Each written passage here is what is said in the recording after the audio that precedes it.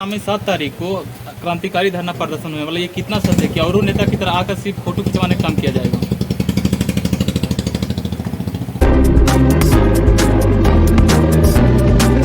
Blogs में आपका स्वागत है। जैसा कि पीछे देख सकते हैं यहाँ सभी लोग आ चुके हैं और हमारे उदय नारायण चौधरी जो संसद और हमारे कुणाल भैया भी अभी जिप्सी से उतरे हुए हैं। इधर हमारे संतोष भैया सभी स्वागत में पोस्ट वेलकम में सभी भाई लोग लगे हुए हैं सर उदय नारायण चौधरी के स्वागत में। और जैसा कि वहाँ पे आप देख सकते हैं आंदोलन स्थल पर धरना स्थल पर सभी लोग अनाउंस कर रहे हैं, तो बने रहें, देखते हैं जब वो एंट्री करेंगे तो हम आपको दिखाएंगे। पूरा आगमन हो चुका है। जैसे यहाँ पे हमारे संसदीय जिला परिषद का से यहाँ से आगमन हो चुका है और पीछे जैसा कि ये देख सकते हैं सर आ चुके हैं। जिंदाबाद जिंदाबाद जिंदाबाद जिंदाबाद सभी लोग और पूरा लोग पूरी करो जस्ट सभी लोग देख सकते हैं पूरा। और इधर से सर भैया भी आ चुके हैं। जिंदाबाद जिंदाबाद जिंदाबाद जिंदाबाद। संतोष भैया का पूरा गला भर गया हमारा से। अरे पूरा डाले संतोष भैया आप जिंदाबाद पूरा जो शुरू से सभी लोग यहाँ पे लगे हुए हो जाएगा। जस्ट देखते हैं आप। अब चलते हैं धरना स्थल पे, आपको बैक टू बैक लेके पूरा कैबिनेट के साथ। नहीं चलेगा नहीं चलेगा। जिंदाबाद जिंदाबाद जिंदाबाद। पूरी करो पूरी करो। नहीं चलेगा नहीं चलेगा नहीं चलेगा नहीं चलेगा। जिंदाबाद जिंदाबाद जिंदाबाद जिंदाबाद। हमारी मांगे पूरी करो, पूरी करो पूरी करो, हमारी मांगे पूरी करो, पूरी करो पूरी करो।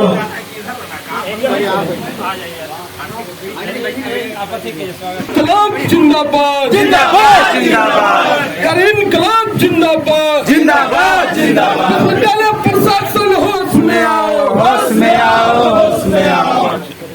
परसों दिन हमको इन्होंने कहा फोन पे यहाँ पर आप सब लोगों का धरना चल रहा है, इसमें आना चाहिए। मैं तो टालने के फेरा में था, एक आध दो दिन और बढ़ा दीजिए, लेकिन मुझे लगा जब और पढ़ा और जाना तो लगा कि नहीं जाना चाहिए। तो आज हमने इनको सवेरे कहा कि ठीक है हम आएंगे, कल ही बताए इनको कि हम आएंगे। हमारे साथ गया से भाई वीरेंद्र गुप्त जी हैं जो आए हैं, हमारे राजद के राष्ट्रीय जनता दल के प्रदेश के सेक्रेटरी हैं, सुभाष यादव जी हैं, अवधेश जी हैं, कमलेश कुमार जी हैं, मुखदेव जी हैं, कृष्ण मुरारी यादव जी हैं, सब लोग हैं, वीरेंद्र जी हैं। सवेरे ही हमने रविंदर को फोन किया, बांके बाजार के हमारे साथी हैं, एक्टिव कार्यकर्ता हैं राष्ट्रीय जनता दल के। तो रविंदर को ही फोन किया कि रविंदर आज मुझे जाना है। हमने इनको कहा था कि हम जाएंगे बांके बाजार, तो उन्होंने कहा कि मेरा तो प्रोग्राम गया का है, मॉडल विश्वविद्यालय में वहां प्रोग्राम चल रहा है। तो हम फिर इनको बोले कि ठीक है, हमको भी तो वहां जाना ही है, चलो साथ ही रहेंगे। यहाँ आने के बाद आप सब लोगों को देखा हमने, रवि रंजन जी से बहुत तेज लौटा है, संतोष जी, अवधेश जी को भी सुना हमने, सब लोगों को आपके लोगों को बोले और आपके उत्साह को भी देखा। मैं आप सब लोगों को अपनी ओर से धन्यवाद देता हूं।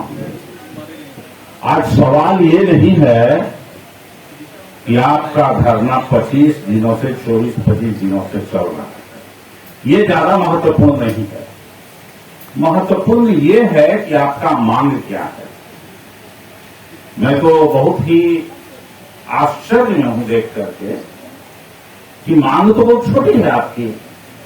इतना ही तो है कि सभी कोर्स, जो जिस कोर्स में तकनीकी हो, जनरल शिक्षा का हो, चाहे बीएड का हो या नामांकन लेती है, उसका परीक्षा लेती है। तो उन परीक्षाओं का परीक्षा फल आप चाहते हैं कि समय पर हो और समय पर ही नामांकन भी हो और समय पर सबको प्रमाण पत्र मिल जाए। ये बहुत सामान्य बात है। मैं तो आग्रह करना चाहता हूं आपके माध्यम से, इस धरने के माध्यम से,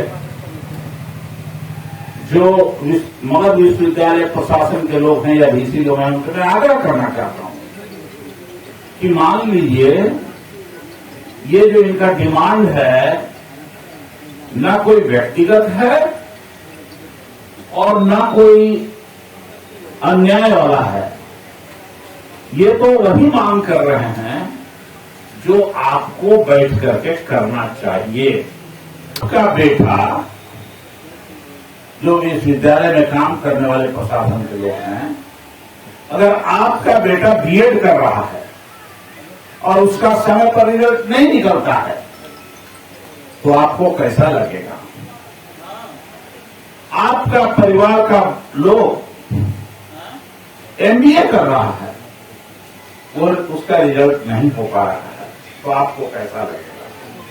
हम तो इतनी दूर की बात छोड़ दीजिए, हम उनसे आग्रह करना चाहते हैं कि आप का सम्मान बढ़ेगा अगर इस काम में अपना समय लगाएंगे। दूसरी बात, एक दो एग्जाम्पल आपको देना चाहता हूं समझने के लिए। पिछले साल की बात है, एक लड़का BPSC से क्वालिफाई कर गया, रिटन भी क्वालिफाई किया, ओरल भी क्वालिफाई किया इंटरव्यू में और अच्छे नंबर से पास कर गया। उसका नाम था सोनू जायसवाल। सोनू जायसवाल। और मात्र 15 दिन बचा था उसको बिहार पब्लिक सर्विस कमीशन ने मांग किया कि अपना मूल प्रमाण पत्र जमा कीजिए, तभी आपको नियुक्ति पत्र मिलेगी और 15 दिनों के बाद अगर नहीं जमा कीजिएगा तो इस नियुक्ति को रद्द कर दिया जाएगा। आप समझ लीजिए कितनी खतरनाक है। वो लड़का मेरे पास आया दौड़ा दौड़ा, एक्चुअली मेरे पास नहीं आया, हमारी पार्टी के अध्यक्ष ने जगतानंद सिंह उनके पास आया। जगतानंद सिंह ने उस केस को हमको रेफर कर दिया कि जरा देखिए कैसे होगा। हमने भी देखा, उसका कार्य पहले समझा, बक्सर का था वो लड़का। समझने के बाद हमको लगा कि ये लड़का को वो जेल में मांग कर रहा है, तो और वो दौड़ते दौड़ते परेशान था और निराश हो गया। तो हमने एक पत्र लिखा गवर्नर साहब को और वहां के जो उनके OSD थे, सीनियर IAS होते हैं, उनको लिखा, राजभवन के जो प्रधान सचिव थे उनको। जवाब नहीं मिला क्योंकि समय कम थी, तो फिर मैंने एक इंटरव्यू मांगा कि हम मिलना चाहते हैं गवर्नर साहब से, आप हमको भेंट करिए गवर्नर साहब। तो मैं उसके कागजात को लेके गया राजभवन में। सबने कहा कि ठीक डिमांड है इसका, ठीक मांग है, इसको मिलना चाहिए। हम ठीक मिलना चाहिए तो आप दिलवाइए समय सीमा में। अरे आप तो महामहिम हैं, राज्यपाल हैं। तो राज्यपाल जी ने लिखा भी, कहा भी और अपने प्रधान सचिव को कहा कि आप जरा VC से बात कीजिए, वीर कुंवर सिंह विश्वविद्यालय की बात। तो VC साहब अब इतना आसान आजकल थोड़ा ही कि मिल जाएंगे। VC साहब नहीं मिले। कैसे मिलेंगे VC साहब? जब VC साहब किसी के कृपा पर आएंगे केवल, और अलमारी जब उनकी खोली जाएगी तो नोट झरझरा के 2000 वाला गिर जाएगा, तो उनमें बहुत सा विटामिन न हो गया उनके पास, तो वो कैसे इतना जल्दी आ जाएंगे? अल्टीमेटली उसको 5 दिन पास कर गया, 6-10 दिन के लगभग पास कर गया। उसकी बेचैनी और दिन बढ़ गई, लेकिन वो लड़का मेरे ही ऊपर आश्रित हो गया कि सर नहीं दिलाइएगा तो हमारी नौकरी अब नहीं होगी। हम की चेष्टा करते हैं, अल्टीमेटली वीसी को भी हमने लगाया, लेकिन वीसी साहब से बात नहीं हुई, उनके पीए साहब से बात हुई। तो हमको इससे भी कोई मतलब नहीं, वीसी साहब से बात हो चाहे नहीं हो, पीए साहब से बात। मूल मेरा उद्देश्य था कि उस लड़के का काम हो जाए, उसको सर्टिफिकेट मिल जाए, ये मेरा उद्देश्य था, क्योंकि मान सम्मान का इसमें कोई विषय नहीं था। खैर, वीसी से भी एक दिन बात हो गई, सुबह में से लगाते परेशान रहे, फिर शाम को बात हुई, कहा कि सर हम दिलवा देते हैं। किसी तरह से मेहनत मशक्कत के बाद उसको प्रमाण पत्र मिला, और अभी 4-5 महीना पहले उसको राजस्व पदाधिकारी के रूप में यही सासाराम में कहीं किसी ब्लॉक में अभी वो पोस्टेड है। अब कल्पना कीजिए कि अगर मैं उसके लिए ये मेहनत नहीं करता तो उसकी क्या स्थिति बनती बेचारे की। तो सवाल केवल उसका लेकिन नहीं है, सवाल जनरल है। हाँ, ठीक उसी तरह से अभी कुछ प्रॉब्लम आ गया है फिर द्वारा। अभी 1 हफ्ता पहले दरवा का रिजल्ट हुआ है, अभी देखा है दरवा का रिजल्ट, कई 100 दरवा की बहाली है। हमारे क्षेत्र मामले डुमरिया बांके बिहार से भी 10-12 दरवा की नियुक्ति हुई है। असल में इस बार लोग घबरा के सही रिजल्ट कर दिया, इसलिए बहुत लोगों का हो गया है। इसलिए इसकी पहले ही पेपर लीक का मामला आया था बीपीएससी का, जिसमें 50 लाख, 60 लाख, 80 लाख लेकर के और शायद उसको डीएसपी बनाने का एश्योरेंस था। ये पेपर लीक कर गया। आखिर है तो हमारी सुशासन की सरकार ना, तो इसलिए ये सफलता तो मिलेगी ही। तो और अभी उसके तुरंत ही बाद दरोगा का रिजल्ट हुआ, तो हमको लगता है इसमें हड़बड़ा के लोग ठीक ठाक से रिजल्ट कर दिया, तो गांव के बहुत गरीब घर की लड़की या लड़का जिसका माँ बाप मजदूरी करता है, ऐसे परिवार के बच्चे दरोगा में आ गए हैं, पास कर गए हैं। हमको लोगों ने कहा कि उसका बाप तो मजदूरी करता है। हम कह रहे वो तो पहले ही इसको हो जाना चाहिए था, तो मेहनती लड़के लोग हैं। ये गरीब घर के जो बच्चे हैं, इनके हाथ में इतना ताकत है, मांस कम है लेकिन हाथ में ताकत है कि शारीरिक रूप से दौड़ करके दिमागी तौर से परीक्षा पास करके उसको प्राप्त कर लेता है, जिसका परिणाम वो किस तरह से आए हैं। लेकिन यहाँ जो बैठे लोग हैं ऊपर में, जिनकी चमड़ी मोटी हो गई है, उनको तो केवल गांधी छापा नोट दिखाई देता है, तो नतीजा है कि इन लोगों का भविष्य वो लोग चौपट कर देते हैं। अभी आपने सुना ही कि क्या क्या हुआ बीपीएससी में। अरे भाई, बीपीएससी में हुआ तो क्या हुआ, अब तो यूपीएससी में भी मामला सुनने में आ रहा है। ये तो वही हाल हो गया कि एक लड़का गांव में खड़े खड़े पेशाब कर रहा था, तो गांव के लोगों ने कहा कि बाबूगंज लड़का, चले इसके बाबूजी से जरा हम कंप्लेन कर रहे हैं।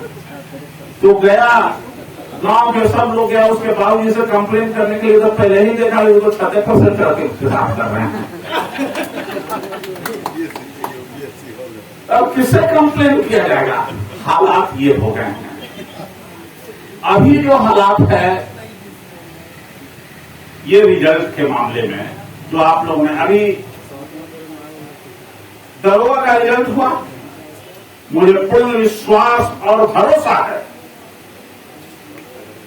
जो विश्वविद्यालय प्रबंधन का हस्र है, और केवल मगध विश्वविद्यालय नहीं, बिहार के अन्य विश्वविद्यालयों में भी मैं कह रहा हूं, बहुत सारे ऐसे लड़के होंगे कि छाया प्रमाण पत्र के आधार पर तो वो पास कर रहे हैं, लेकिन जब उनकी नियुक्ति की मामला उठेगा जब उनके, तो उसमें तो चाहिए उनको गांधी जी मूल प्रमाण पत्र। अब मूल प्रमाण पत्र यूनिवर्सिटी से समय पर नहीं मिलेगा, नतीजा होगा कि दौड़ते दौड़ते बाप माए के साथ, भाई के साथ उस का पैर का चप्पल घिस जाएगा। और इसमें ऐसा हो सकता है दर्जनों लोग जिसको अंतिम में नहीं मिल सके ज्वाइन करने का मौका, ये भी हो सकता है। ये दुर्भाग्य है हमारे शिक्षा व्यवस्था की। लेकिन अब ये सब सवाल क्यों है? सवाल ये है कि शिक्षा व्यवस्था के बारे में लोगों की समझ ठीक ठाक हो तब ना। शिक्षा को अगर हम उद्योग समझ लेंगे तो नहीं होगा। तो अभी हमारे यहां के लोग शिक्षा को उद्योग समझ रहे हैं, और सत्ता के लोगों से जब क्वेश्चन करता है कोई लड़का तो उसको समझते हैं कि ये विरोधी लड़का है, पॉलिटिकल लड़का है। देश भर के जितने भी यूनिवर्सिटी हैं, चाहे दिल्ली यूनिवर्सिटी हो, जवाहरलाल नेहरू विश्वविद्यालय हो या मगध विश्वविद्यालय हो, पटना यूनिवर्सिटी हो, सबका एक समान असर है। पटना विश्वविद्यालय से जो लड़का साइंस कॉलेज से पढ़ के पास होता था आज से 40 साल पहले, वो पूरा गांव में हल्ला हो जाता था कि अरे बाप फलनवा के बेटवा वो तो पास करके भाई साइंस कॉलेज में पर एडमिशन हो गई। इसका माने ये समझा जाता था कि ओकर भविष्य बड़ी अच्छा हो, कुछ न कुछ हो जाए। ये स्थिति थी। पटना कॉलेज में जिसकी एडमिशन होती थी तो समझा जाता था कोई न कोई कमीशन में जाइए देखो, कुछ न कुछ होइए देखो।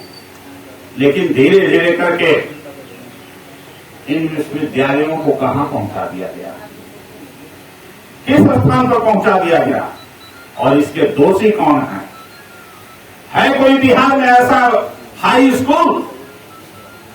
मैं पूछना चाहता हूं जहां प्रयोगशाला ठीक से चल रहा हो, जहां साइंस की पढ़ाई हो रही हो, जहां विज्ञान और मैथमेटिक्स के शिक्षक पर्याप्त हों, अंग्रेजी के शिक्षक पर्याप्त हों, नहीं है। तो जब शिक्षक ही नहीं है तो पढ़ाई क्या होगी?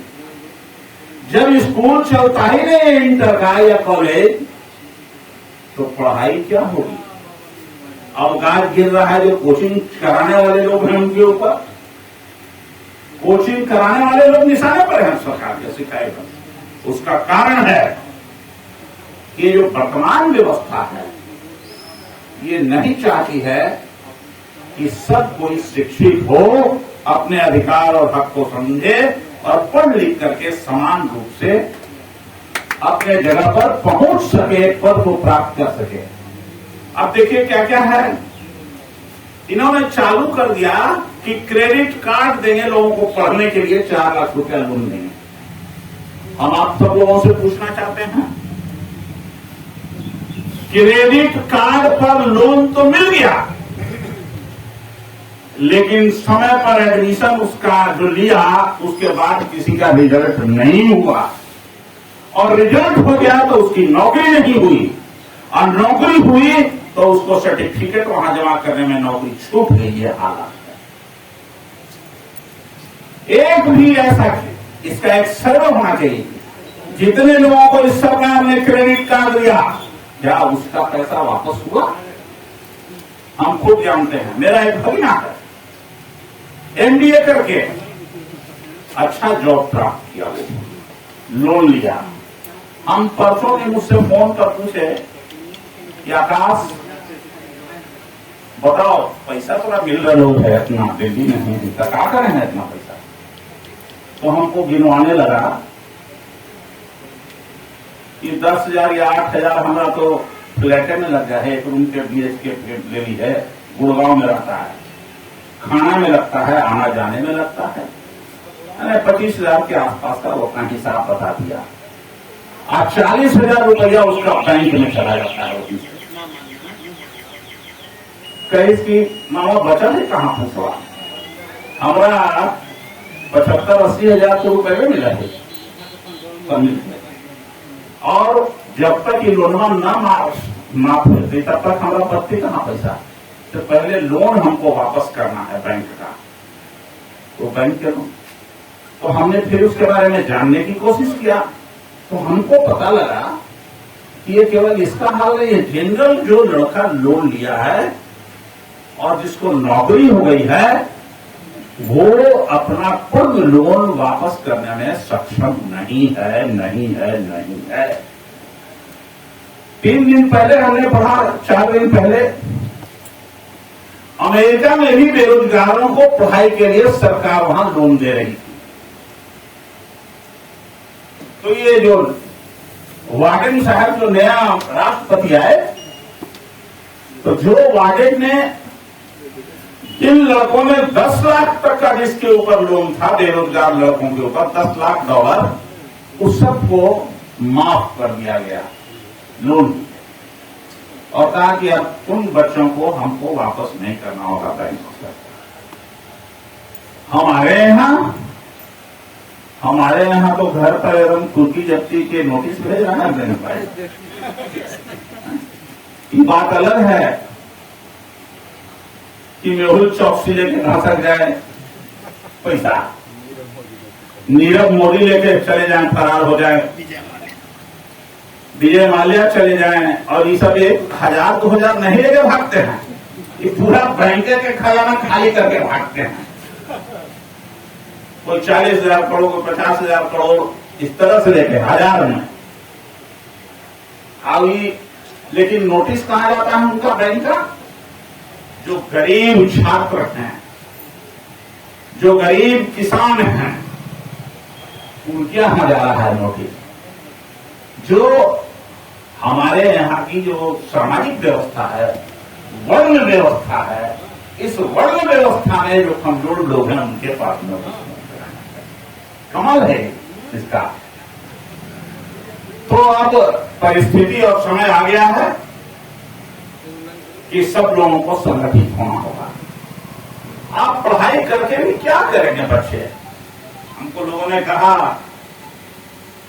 हम कि नहीं, पढ़ाई जरूर करो, लेकिन एक परिस्थिति भी है, जब नौकरी ही नहीं है, सरकार ने रेल बेच दिया, एयर इंडिया बेच दिया, भेल बेच दिया, हेल बेच दिया, सेल बेच दिया, सबको बेच दिया। अब नौकरी है कहां? अब नौकरी है तो अनुबंध पर है, कॉन्ट्रैक्ट पर है। अब कॉन्ट्रैक्ट में किसी को पेंशन नहीं है। अब तो हटा के अब 4 साल के कर लेते हैं। अग्निपथ और अग्निवीर हो गया, नाम ही लोग खुद के निकालते हैं भाई। 4 साल का नौकरी होगा आर्मी में, उसके बाद आप भूतपूर्व हो जाइएगा। बताइए, बहुत सा लड़का रहेगा 18 साल में अगर बीए ना होते, अब वो ज्वाइन करेगा, आप 22 वर्ष, 24 वर्ष, 25 वर्ष रिटायर कर देते, समझ लीजिए। तो उसकी पत्नी बोलेगी, जो आवेगा वो कहेगा कि ये तो रिटायर भूतपूर्व हो गई, बुरा हो गया, उनका तो क्या सकते बताइए। और अब उसमें भी क्या हुआ भाई माई, अब पूछा जा रहा है जाति और धर्म कि लिखिए कि किस जात के हैं, किस धर्म के हैं। इसलिए वो पूछा जा रहा है कि जो 25% लोगों को रखना है, 75 को निकाल देना है, तो वो 25% भी देख समझ के टोटा के वर्ण व्यवस्था जो हमारे यहाँ है उसके आधार पर रखा जाएगा। अब बाकी हम लोगों को, वो तो एक थे ना, कहीं की रिटायर करेगा तो गेट कीपर बनेगा,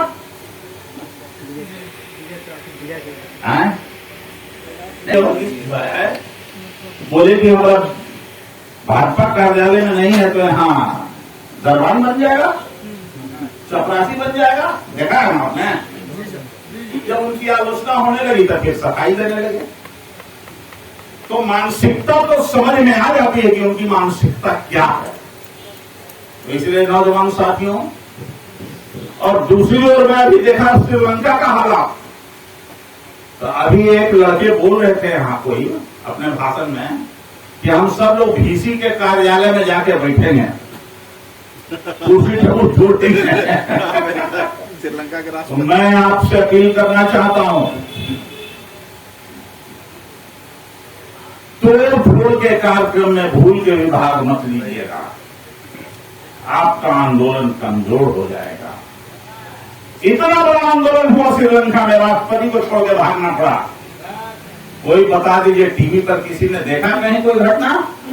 एक शीशा फोड़ते, एक ईंटा चलाते, देखा क्या किसी ने? अरे भाई कम से कम अपने बगल से तो सीखिए कि क्या हो रहा है। नौजवान साथियों, अपनी ऊर्जा को गलत जगह पर नहीं लगाइए, आप अपनी ऊर्जा को सरकार को हटाने के लिए सही जगह पर लगाइए। गाड़ियों के तोड़ फोड़ से नहीं, कार्यालय और दफ्तर के कुर्सी तोड़ने से नहीं होगा, पर्दा तोड़ने से ये होगा जो हमारा संविधान आपको अधिकार दिया है, संवैधानिक दृष्टिकोण से इस पर मुस्तैदी से अमल करने से और लोगों के बीच इसके लिए संबंध में जागृति पैदा करने से होगा। ये आप समझिए बात। तो हम आपसे अपील करना चाहते हैं कि आप सब लोगों का जो मांग है, बोलने के लिए बहुत का मैटर हमारे पास है, लेकिन अब ज्यादा मैं नहीं बोलना चाहता हूं, अभी दूसरा दिन के लिए छोड़ देना चाहता हूं। और आपसे आपका मांग जायज है। इस आंदोलन को, इसके लिए एक गवर्नर साहब के यहाँ भी डेलीगेशन आपका जाना चाहिए इन बातों को लेकर के, और आप स्पेसिफिक बनाइए।